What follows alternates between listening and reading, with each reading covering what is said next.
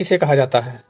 पहला सवाल है दोस्तों, भारत का नेपोलियन किसे कहा जाता है? इंपॉर्टेंट सवाल है दोस्तों। तो दोस्तों इसका सही जवाब हो जाएगा समुद्रगुप्त को। भारत का नेपोलियन समुद्रगुप्त को कहा जाता है, तो राइट आंसर ऑप्शन बी हो जाएगा इसका। नेक्स्ट अगला सवाल है दोस्तों, गांधी जी को महात्मा की उपाधि किसने दी थी? गांधी जी को महात्मा की उपाधि किसने दी थी? ये भी दोस्तों इंपॉर्टेंट सवाल है। तो दोस्तों इसका सही जवाब हो जाएगा रविंद्रनाथ टैगोर ने। गांधी जी को महात्मा की उपाधि जो है रविंद्रनाथ टैगोर ने दिया था। राइट आंसर ऑप्शन बी हो जाएगा। अगला नेक्स्ट सवाल है दोस्तों, भारत का सर्वोच्च नागरिक सम्मान कौन सा है? भारत का सर्वोच्च नागरिक सम्मान कौन सा है?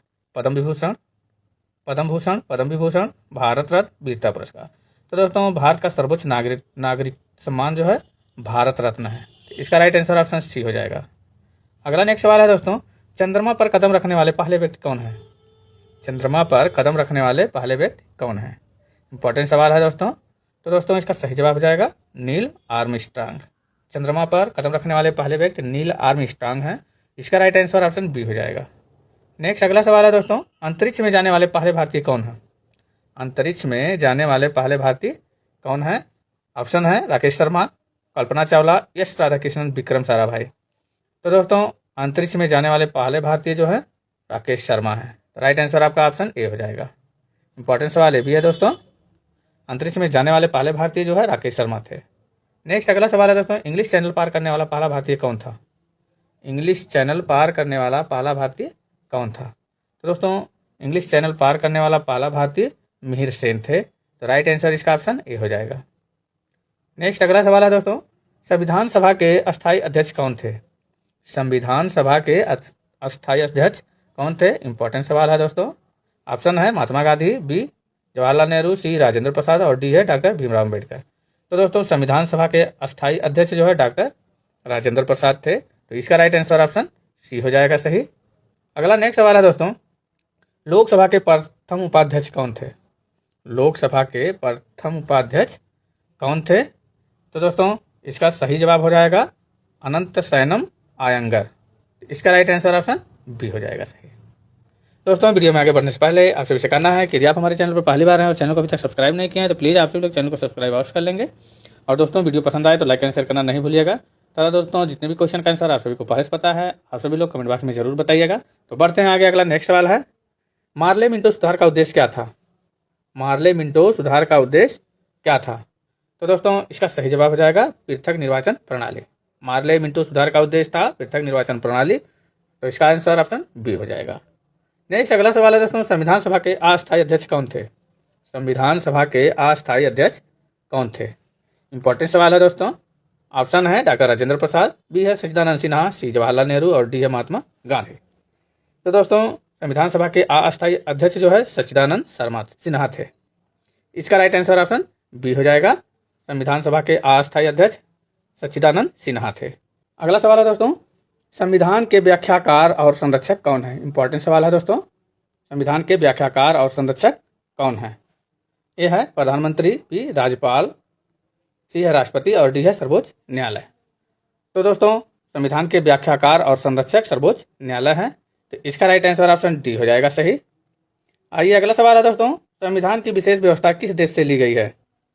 संविधान की विशेष व्यवस्था किस देश से ली गई है?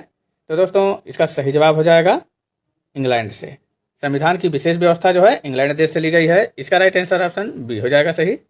नेक्स्ट अगला सवाल है दोस्तों, सबसे कम उम्र में प्रधानमंत्री बनने वाले प्रथम व्यक्ति कौन थे?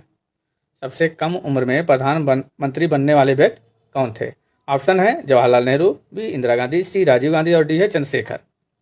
तो दोस्तों सबसे कम उम्र में प्रधानमंत्री बनने वाले व्यक्ति जो है राजीव गांधी थे। इसका राइट आंसर ऑप्शन सी हो जाएगा। नेक्स्ट अगला सवाल है दोस्तों, सर्वोच्च न्यायालय के मुख्य न्यायाधीश की नियुक्ति कौन करता है? सर्वोच्च न्यायालय के मुख्य न्यायाधीश की नियुक्ति कौन करता है? इंपॉर्टेंट सवाल है दोस्तों। तो दोस्तों सर्वोच्च न्यायालय के मुख्य न्यायाधीश की नियुक्ति जो है राष्ट्रपति करते हैं। इसका राइट आंसर ऑप्शन बी हो जाएगा सही, राष्ट्रपति करते हैं। नेक्स्ट अगला सवाल है दोस्तों, यह धन विधेयक है या नहीं, इसका निर्णय कौन करता है? यह धन विधेयक है या नहीं, इसका निर्णय कौन करता है? ए वित्त मंत्री, बी लोकसभा अध्यक्ष, सी है राष्ट्रपति और डी है संसद। तो दोस्तों इसका सही जवाब हो जाएगा लोकसभा अध्यक्ष। यह धन विधेयक है या नहीं, इसका निर्णय जो है लोकसभा अध्यक्ष करता है। राइट आंसर ऑप्शन बी हो जाएगा सही। अगला सवाल है दोस्तों, पानी का घनत्व किस ताप पर अधिकतम होता है? ए है 100 डिग्री सेंटीग्रेड, डी है 4 डिग्री सेंटीग्रेड, सी है 0 डिग्री सेंटीग्रेड और डी है -4 डिग्री सेंटीग्रेड। तो दोस्तों इसका सही जवाब हो जाएगा 4 डिग्री सेंटीग्रेड पर। पानी का घनत्व जो है 4 डिग्री सेंटीग्रेड ताप पर अधिकतम होता है। इसका राइट आंसर ऑप्शन बी हो जाएगा सही। इंपॉर्टेंट सवाल है दोस्तों, रट लेना है। नेक्स्ट अगला सवाल है, संसद के दोनों सदनों के संयुक्त अधिवेशन को कौन बुलाता है? संसद के दोनों सदनों के संयुक्त अधिवेशन को कौन बुलाता है? तो दोस्तों इसका सही जवाब हो जाएगा राष्ट्रपति। संसद के दोनों सदनों के संयुक्त अधिवेशन को राष्ट्रपति बुलाता है। इसका राइट आंसर ऑप्शन बी हो जाएगा। नेक्स्ट अगला सवाल है दोस्तों, राज्यसभा के लिए नामित प्रथम फिल्म अभिनेत्री कौन थी? राज्यसभा के लिए नामित प्रथम फिल्म अभिनेत्री कौन थी? ऑप्शन है ए मीना कुमारी, बी नरगिस दत्त, सी है नूतन और डी है सायरा बानो। तो दोस्तों राज्यसभा के लिए नामित प्रथम फिल्म अभिनेत्री जो है नरगिस दत्त थी। इसका राइट आंसर ऑप्शन बी हो जाएगा। नेक्स्ट अगला सवाल है, माई एक्सपेरिमेंट विथ ट्रूथ पुस्तक के लेखक कौन थे? माई एक्सपेरिमेंट्स विथ ट्रूथ पुस्तक के लेखक कौन थे? ए है Jawaharlal Nehru, B Mahatma Gandhi, doctor APJ Abdul Kalam और डी है सुनील गावस्कर। तो दोस्तों इसका सही जवाब हो जाएगा माई एक्सपेरिमेंट्स विथ ट्रूथ के लेखक जो पुस्तक के लेखक महात्मा गांधी हैं। इसका राइट आंसर ऑप्शन बी हो जाएगा। नेक्स्ट अगला सवाल है दोस्तों, वाहनों के हेडलाइट में किस प्रकार के दर्पण का उपयोग किया जाता है? वाहनों की हेडलाइट में किस प्रकार के दर्पण का उपयोग किया जाता है?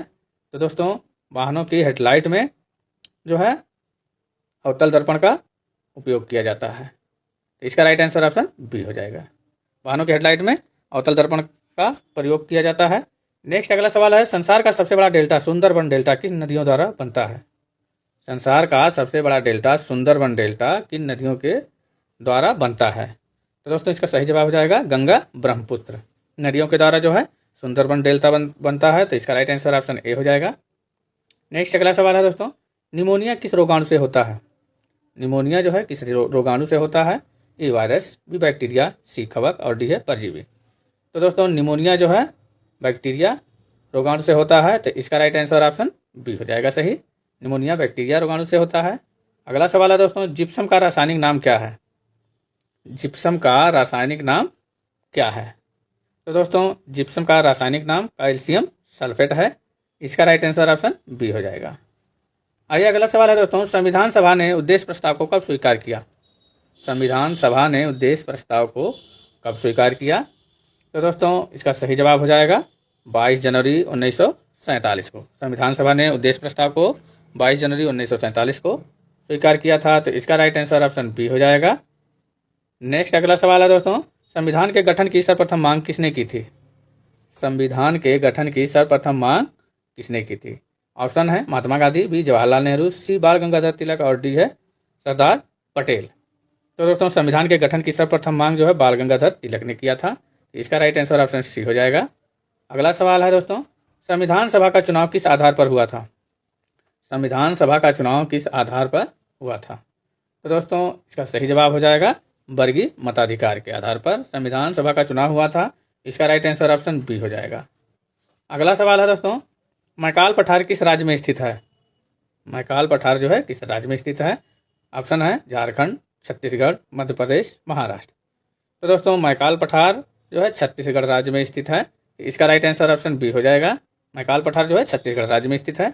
नेक्स्ट अगला सवाल है दोस्तों, विश्व का सबसे बड़ा ग्लेशियर कौन सा है? विश्व का जो है सबसे बड़ा ग्लेशियर कौन सा है? इंपॉर्टेंट सवाल है दोस्तों। तो दोस्तों विश्व का सबसे बड़ा ग्लेशियर जो है सियाचिन ग्लेशियर है। इसका राइट आंसर ऑप्शन बी हो जाएगा आपका सही, सियाचिन ग्लेशियर। नेक्स्ट अगला सवाल है, मैकाल पहाड़ी का सर्वोच्च शिखर कौन सा है? मैकाल पहाड़ी का सर्वोच्च शिखर कौन सा है? तो दोस्तों मैकाल पहाड़ी का सर्वोच्च शिखर अमरकंटक है।